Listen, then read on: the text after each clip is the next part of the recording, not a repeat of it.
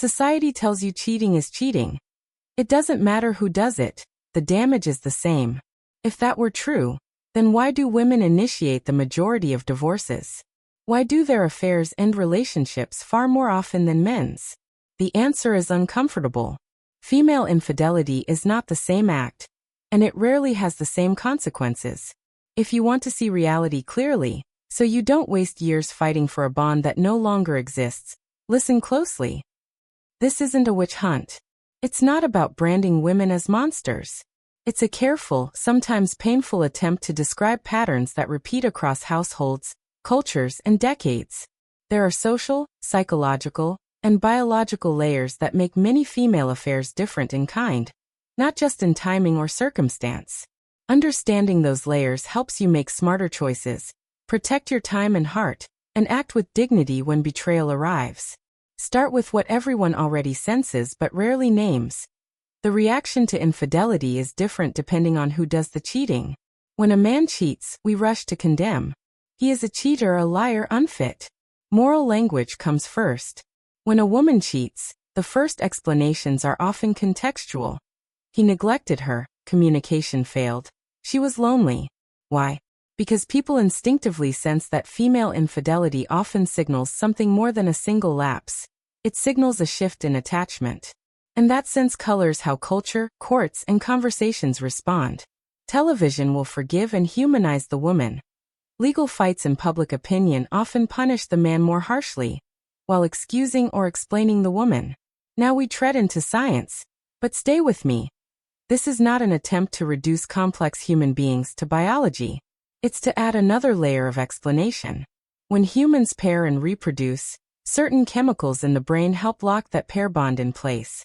For many women, oxytocin, often called the bonding hormone, plays a central role when intimacy occurs. There is a phenomenon sometimes described as mate switching, a rapid realignment of attachment from one partner to another. Whereas men's erosion of affection can be gradual, a woman's attachment shift can feel sudden and decisive. One morning the relationship is real, the next, the world smells different. What does this feel like to the man who's left behind? Confusion. He remembers years of closeness that now look like echoes or illusions. He asks himself, what did he have that I didn't? The answer, often, is not a better salary or a better bed. It's novelty, attention, and an emotional pattern that triggered new bonding chemistry. Many female affairs are not a single impulsive act. They evolve across 3 overlapping phases. Emotional distance. Conversations dry up, patience thins, interest wanes. Emotional investment elsewhere. A colleague or friend becomes the person who listens, admires, and validates. Physical crossing. The bond already tilted. Physical intimacy confirms the switch. The danger for men is that these shifts can be invisible. While everything looks intact, the wiring of attachment is shifting.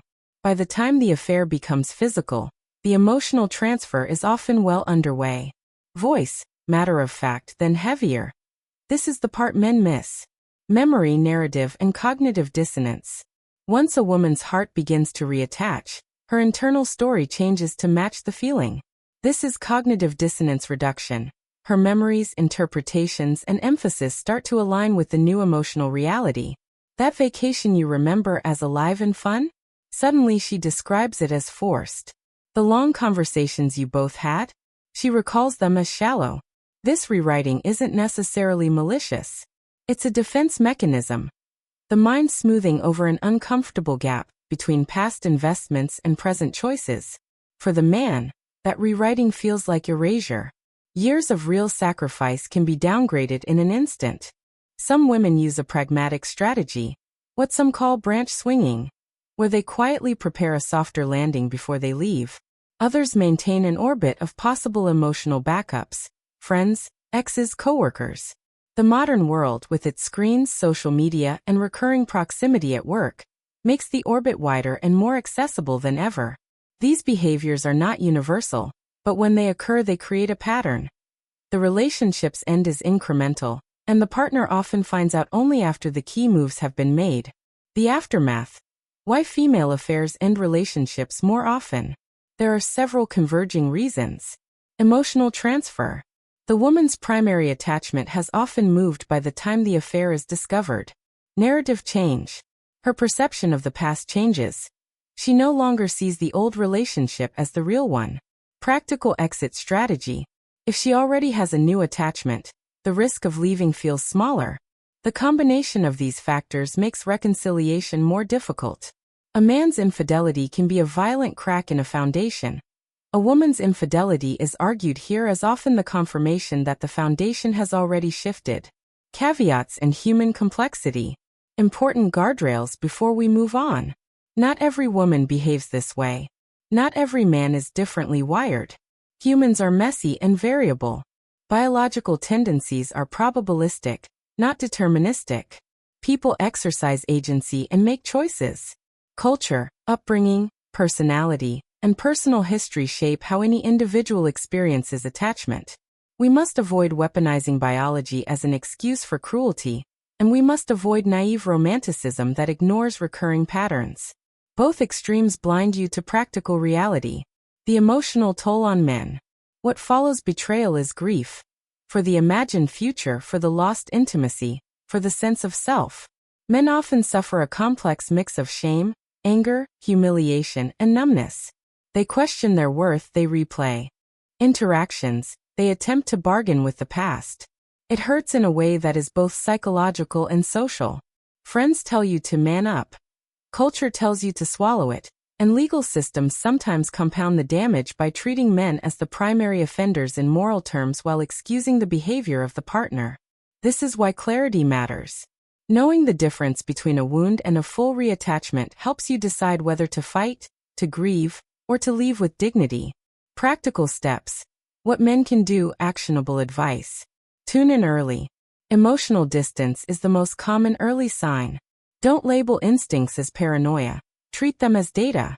Document and protect.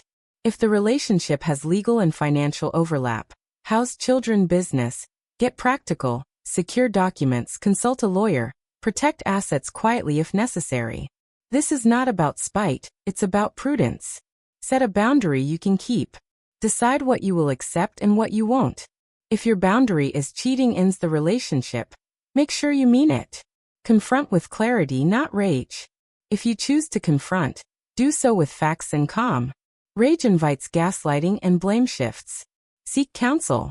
A good therapist or a support group for betrayed partners will help you navigate grief and strategy.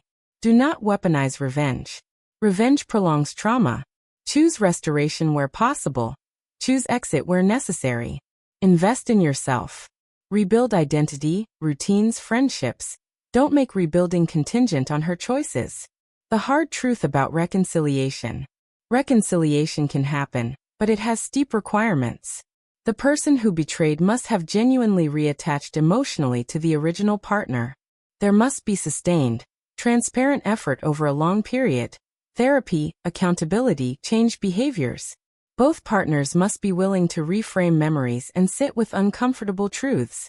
When the betrayal is a confirmation of an emotional transfer, these conditions are rarely met. Many men waste years trying to repair a relationship that no longer exists in the other person's interior world. Power through clarity. The cruelest part is how quietly it happens. The most helpful part is how clearly it can be seen once you understand the architecture of the process. If this landed for you, here are 3 lines to repeat until they feel like shields. Cheating is cheating, right? That's what society tells us. But if it's really the same, then why do women initiate the majority of divorces? Why do their affairs end relationships nearly twice as often as men's? The truth is uncomfortable, and in this video we're pulling back the curtain on what no one wants to admit. Male and female infidelity are not equal. This isn't just another relationship talk. This is a deep dive into the psychology, biology, and social double standards that shape betrayal. You'll see why male affairs, while destructive, often remain physical and impulsive, while female affairs frequently signal an emotional transfer of loyalty that can't be undone. We'll explore the double standards of society, why men are condemned and women excused, the neurochemistry of bonding, how oxytocin and dopamine make her affair far more than just physical, the process of mate switching, how her love can flip almost overnight, memory rewriting and cognitive dissonance. Why she reinterprets your entire past together once she's attached to someone new. The signs of preparation. From subtle emotional distance to guarded phones and gaslighting. The harsh truth about reconciliation. Why once the emotional bond is gone, it rarely comes back. This video isn't about blaming or condemning women.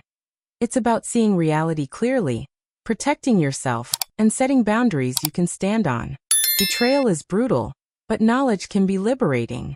If you've ever felt blindsided by infidelity, if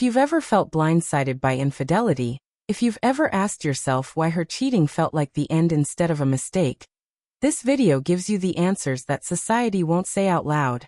Stay until the very end, because the last 3 points may completely change how you look at relationships, trust, and the path forward after betrayal.